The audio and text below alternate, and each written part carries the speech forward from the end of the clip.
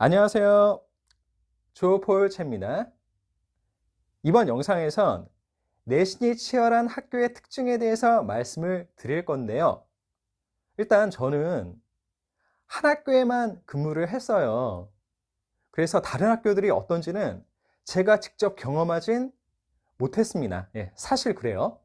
그런데 제가 교사로서 만난 모든 분들이 하시는 말씀이, 그러니까 학생과 학부모님과 그리고 교사들 그리고 교육청 등등에 근무하시는 모든 분들이 학교마다 내신의 성취와 내신에 임하는 태도와 분위기가 다르다고 하더라고요.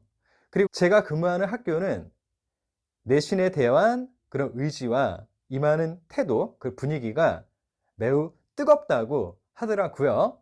그래서 제가 그런 학교에 근무하는 교사로서, 그리고 제가 그동안 들어온 바와 개인적으로 여기저기서 살펴본 내용을 근거로 내신이 치열한 학교의 특징을 말씀을 드리는 거니까요.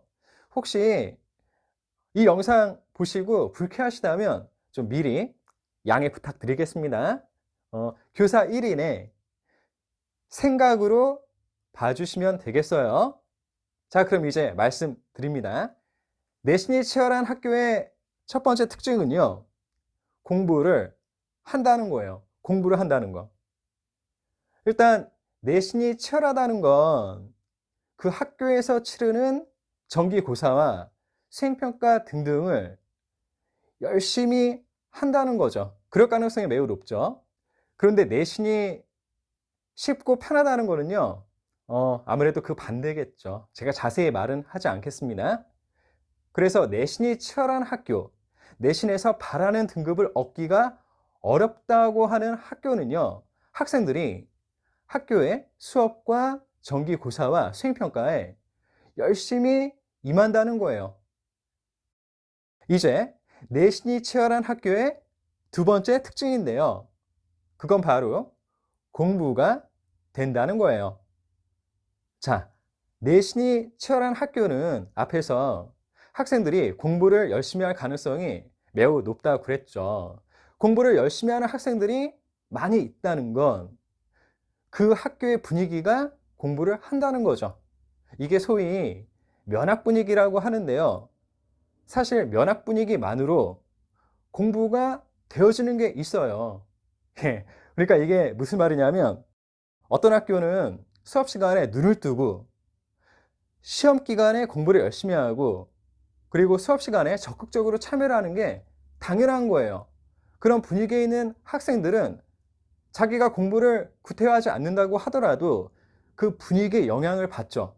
근데 반대로 정기고사 기간에는 학교 일찍 끝나는 시간이라고 해서 놀고, 그리고 수업 시간은 수면 시간으로 정하고 수업 시간에 손 들고 발표하는 거를 뭐 그렇게 오바를 하냐라고 나무라는 분위기가 있다면, 그런 분위기에 있으면 그 분위기만으로 공부를 덜 하게 되겠죠. 안 한다고는 말하진 않겠습니다만 최소한 공부는 덜 하게 되겠죠. 제가 보니까 분위기만으로 이루어지는 공부가 있더라고요. 그래서 저는 내신이 치열한 학교는 내신에 대해서 공부를 열심히 하는 학생들이 많기 때문에 그것만으로 면학 분위기가 만들어져서 공부가 된다라고 생각합니다. 내신이 치열한 학교의 세 번째 특징이요. 그건 학생부가 풍성해진다는 거예요. 앞에서 말씀드린 특징하고 이어서 봐야 되는데요. 내신이 치열하다는 건 그만큼 공부를 열심히 한다는 거죠. 그리고 공부를 열심히 한다는 건 수업 시간에 수업에 대한 참여가 높을 가능성이 높죠. 그러다 보니까 학생부, 특히 교과세 특에 쓸거리가 많아진다는 거예요. 그렇게 쓸거리가 많아지면 학생부, 특히 교과세 특의 그런 양과 질이 매우 높아지겠죠. 내신이 치열한 학교의 네 번째 특징, 품행과 생활이 단정해진다는 거예요. 예, 단정해진다는 거.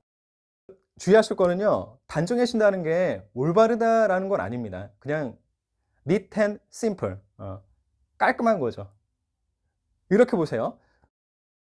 복장에 대해서 사람마다 스타일이 있기 때문에 뭐 옳다 그르다라고는 절대로 얘기하지 않겠습니다. 나름대로 다 좋아요. 다 좋은 겁니다.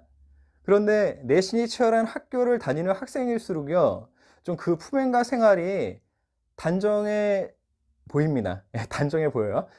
그 왜 그러냐면 내신이 치열한 학교에 있다는 건 내신에서 바라는 성과를 얻기 위해서 노력을 그만큼 많이 한다는 거죠. 노력을 많이 한다는 건 좀 다른 거에 신경을 쓸 여유가 줄어든다는 겁니다. 공부가 가장 중요하고 가장 큰 비중을 차지하면 외모 등등에 쏟을 시간과 에너지가 줄어들게 되겠죠. 그래서 품행과 생활이 단정해지는 거예요. 근데 진짜 주의하실 거는요, 오해하지 말아주세요. 단정하다는 건 옳다 그르다를 얘기하는 게 아닙니다. 그냥 깔끔하다, 뭐 요 정도로 보시면 돼요. 그리고 그렇게 품행과 생활이 단정해지면요, 아무래도 공부에 쏟을 그런 여지가 더 많아지기 때문에 그 학업 성취가 더 올라갈 수 있겠죠. 그거예요, 그거. 그리고 품행과 생활이 단정할 사람일수록 고등학교의 생활을 안전하게 보낼 가능성이 높더라고요. 예, 이거는 어떤 이론으로 제가 말씀드릴 수 있는 건 아닌데 교사로서 그동안 봐온 바론 그렇습니다. 내신이 치열한 학교의 다섯 번째 특징, N수 성과가 좋다는 거예요. 일단 대학을 단번에 못 갈 수도 있습니다. 제가 그래요, 제가 단번에 못 갔거든요. 뭐 근데 이건 누구한테나 일어날 수 있는 거고 저도 경험자다 보니까 그게 꼭 나쁘다고 생각하진 않아요.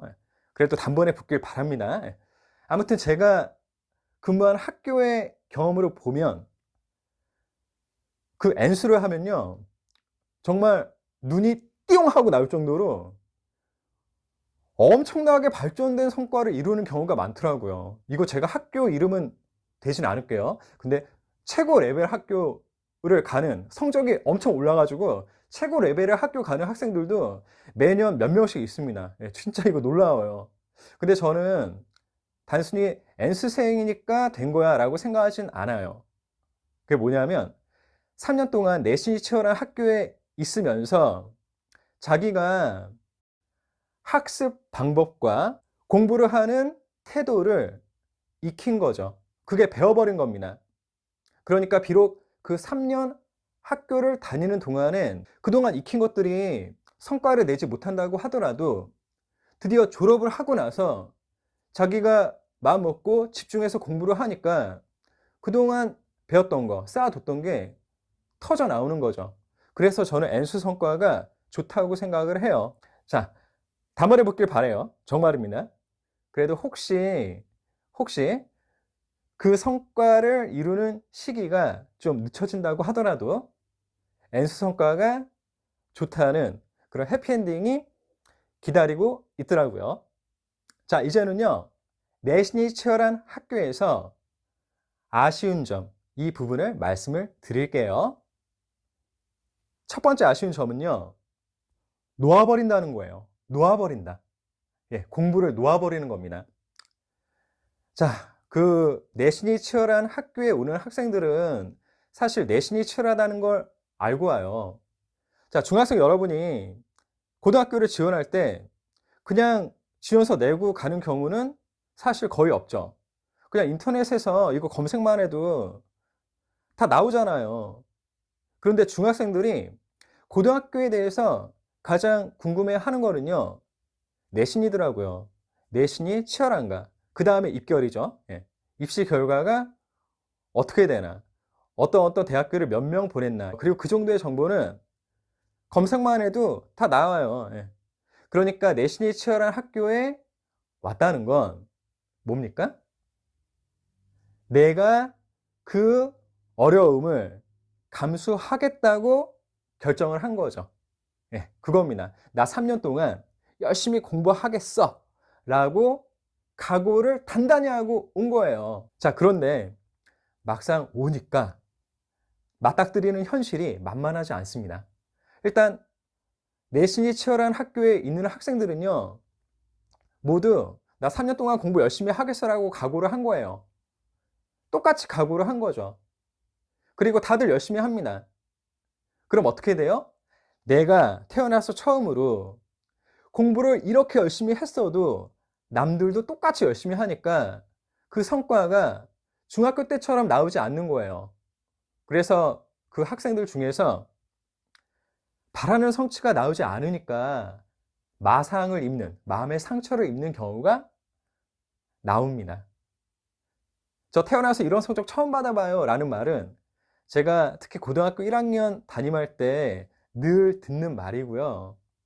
예, 그럼 그 처음 받은 바닥을 치는 성적을 갖고 더 공부를 하느냐 안 하느냐 이렇게 갈려지는데, 그때 마음의 상처가 너무 커서 그냥 손을 놓아버리는 학생들이 있어요. 그럼 그렇게 손을 놓아버리면요 어떻게 되냐면 지하실을 뚫습니다. 지하실을 뚫어요.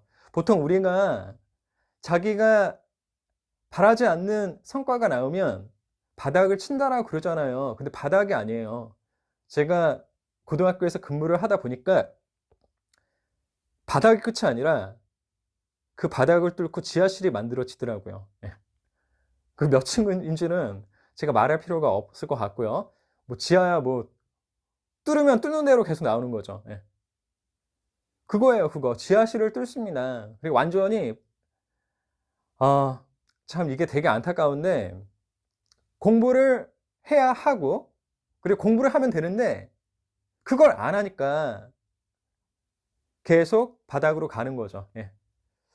이렇게 되면 어떤 일이 벌어지냐면요. 양극화가 나타나요. 한 교실에서 포기하지 않고 공부를 하는 사람과 마음이 너무 아파서 손을 놓아버려 가지고 계속 바닥을 뚫는 사람, 지하실을 뚫는 사람하고 이렇게 나눠지는 거예요. 그런 양극화가 일어난다는 거죠. 제가 교사로서요, 그런 양극화를 보는 게 제일 가슴이 아픕니다. 예. 안타까워요. 그래서 바라는 성과가 나오지 않았더라도 절대로 포기하지 마시고 자신의 위치에서 자기에게 맞게 최선을 다해서 공부를 하세요. 자, 그리고 내신이 치열한 학교에서 안타까운 점은요, 소모하는 건데요. 그 내신에 대한 경쟁이 치열하다 보니까 아무래도 정기고사, 뭐 수행평가 같은 점수에 초점을 맞춘 공부만 하는 경우가 생기는 거죠. 뭐 여러분도 다 아시다시피 대입에, 특히 학종에는 꼭 그런 시험 점수만 들어가는 거 아니잖아요. 그런데 내신이 치열한 학교에서 내신 등급에 집중을 하다 보니까 뭔가 비효율적으로 소모할 수가 있는 거죠. 시간과 에너지를요. 그 부분은 안타깝다고 생각하고요. 제 생각에는 주기적으로 자기 자신을 돌아보면서 그때마다 자신의 학업 계획을 그러니까 다시 조정을 해야 된다는 거죠. 제일 좋은 시기는 분기별로 하는 게 어떨까 싶어요. 중간고사 마치고 기말고사 마치고 이런 식으로요. 그런 식으로 자기한테 맞게 적응을, 대응을 하시기 바랍니다. 자, 이런 장단점을 고려해서 고등학교를 선택을 하셔야 되는데요. 그 내신이 치열한 학교에 오실 때는 지금 중학생이시라면 공부 열심히 하세요. 공부 열심히 하세요. 제가 그 공부를 열심히 하는 것에 대한 당부를 이렇게 정리를 했습니다. 이렇게 정리를 했으니까 꼭 보시고 공부 열심히 하세요. 그리고 선택을 하실 때 기준은요, 납니다. 나 자신.